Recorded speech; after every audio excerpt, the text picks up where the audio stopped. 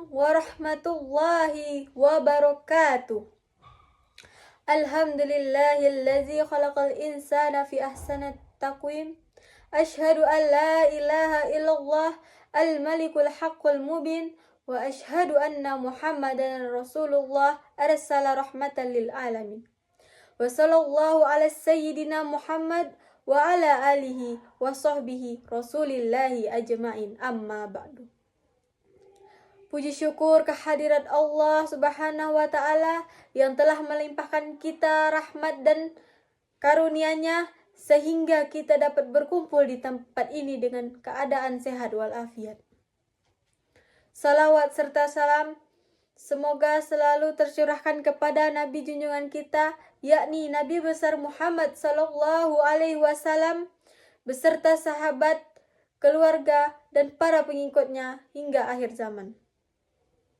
Dengan berdirinya saya di sini, maka izinkan saya menyampaikan sebuah pidato dengan judul Pentingnya Menjaga Kesehatan Diri dalam Kehidupan Sehari-hari.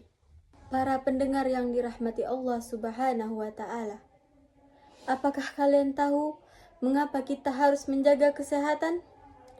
Nah, menjaga kesehatan itu penting bagi kita karena kita sebagai manusia ini memiliki berbagai aktivitas seperti berinteraksi dengan orang lain atau melakukan kegiatan lainnya. Maka dari itu, kita harus bersyukur atas nikmat yang telah diberikan oleh Allah Subhanahu wa Ta'ala sehingga kita masih diberi kesempatan sampai detik ini. Pada kesempatan kali ini, saya ingin menyampaikan betapa pentingnya kita menjaga diri dan lingkungan di sekitar kita. Kita tidak hanya fokus pada diri sendiri, tetapi kita juga harus peduli kepada lingkungan sekitar agar terhindar dari infeksi dan penyakit. Ada pepatah yang mengatakan, lebih baik menghindari daripada mengobati. Yang dalam artian yaitu, lebih baik menjaga pola hidup sehat, menjalankan kebiasaan yang baik, dan menghindari sesuatu yang membahayakan agar tidak sakit daripada menunggu sakit lalu berobat.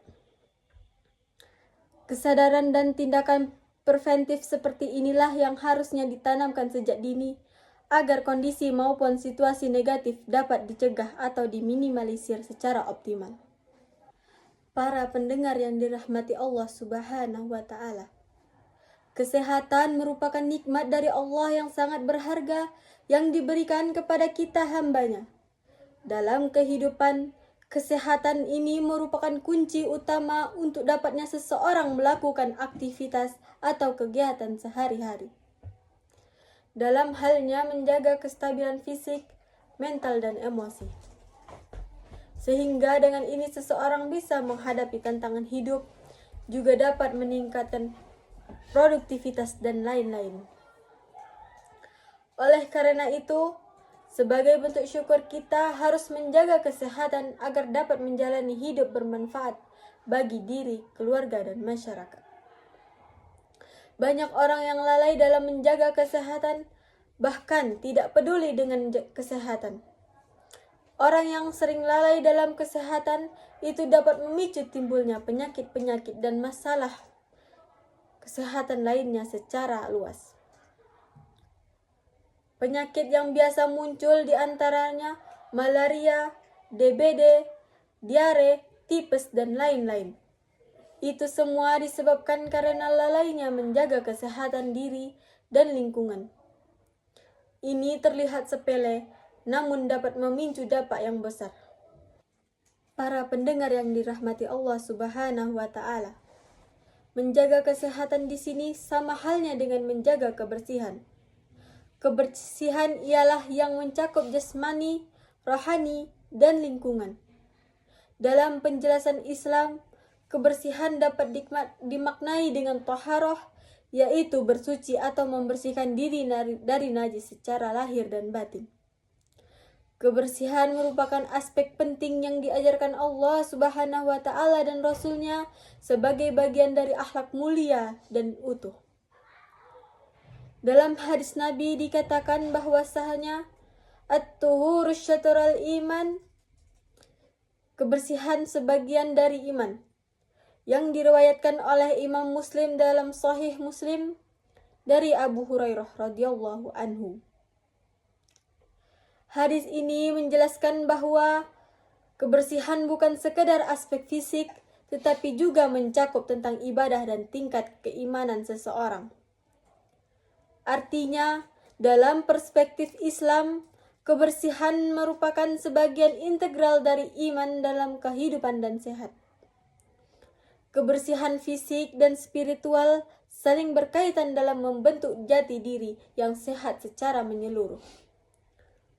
Oleh karena itu, menjaga kebersihan adalah wujud iman sekaligus jalan utama menuju kesehatan tubuh dan jiwa. Dan dalam hadis selanjutnya, Innallaha tayyibu yuhibbut tayyib, nazifu yuhibbun nazafah, karimu yuhibbul karam, jawadu yuhibbul jud, fanazziful aftiyatakum. Sesungguhnya Allah itu suci, menyukai kesucian, bersih, mencintai kebersihan, mulia, mencintai kemuliaan, pemurah, mencintai kedermawanan. Maka bersihkanlah halaman-halaman kalian. Diriwayatkan oleh Imam Tirmizi dalam Jami' Tirmizi dari Abu Hurairah radhiyallahu anhu. Hadis di atas menjelaskan tidak hanya kebersihan berupa fisik saja, tetapi juga mencakup kebersihan hati dari sifat-sifat buruk seperti iri, dengki, dan dosa. Allah Subhanahu wa Ta'ala memiliki sifat-sifat yang telah disebutkan dari hadis di atas. Oleh karena itu, umat Islam dianjurkan untuk menjaga kebersihan secara lahir dan batin, karena itu mencerminkan iman dan ketakwaan kepada Allah Subhanahu wa Ta'ala. Kesehatan itu sangat identik dengan kebersihan, bahkan hal-hal yang sangat erat kaitannya. Dengan menjaga kebersihan, kita dapat mencegah masuknya kuman, bakteri, dan virus. Dampak pentingnya menjaga kebersihan untuk kesehatan yaitu mencegah penyakit, membantu tubuh menjadi lebih kekebal, dan membuat hidup menjadi lebih nyaman. Para pendengar yang dirahmati Allah Subhanahu wa Ta'ala. Jadi, pada dasarnya, kesehatan adalah hal yang penting dan berharga bagi kehidupan kita, manusia. Kesehatan membuat seseorang untuk dapat beraktivitas secara produktif.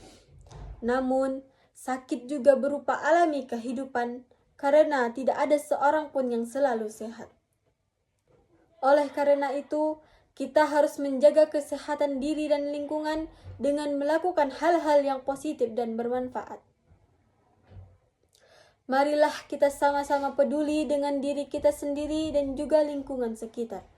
Seperti halnya dengan bergotong royong, saling membantu dan mengingatkan, jika diri kita atau lingkungan kita yang sehat, maka kita juga yang merasakan nyaman, damai, dan tentram. Kita dapat memulainya dengan hal-hal sederhana, dengan selalu menjaga kebersihan baik diri maupun lingkungan sekitar. Para pendengar yang dirahmati Allah Subhanahu wa Ta'ala, saya rasa cukup sekian pidato yang dapat saya sampaikan. Semoga dapat bermanfaat bagi kita semua, terutama bagi diri saya sendiri, karena ini merupakan motivasi dan nasihat untuk kedepannya. Jika ada kekeliruan dalam penyampaian atau kesalahan kata, saya mohon maaf yang sebesar-besarnya. Dan sebelum saya akhiri, saya ingin berpantun sedikit.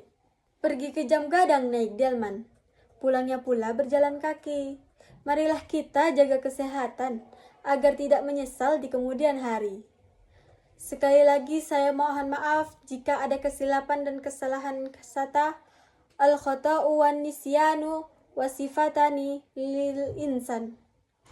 Yang benar datangnya dari Allah Subhanahu wa Ta'ala, dan yang salah datangnya dari saya sendiri.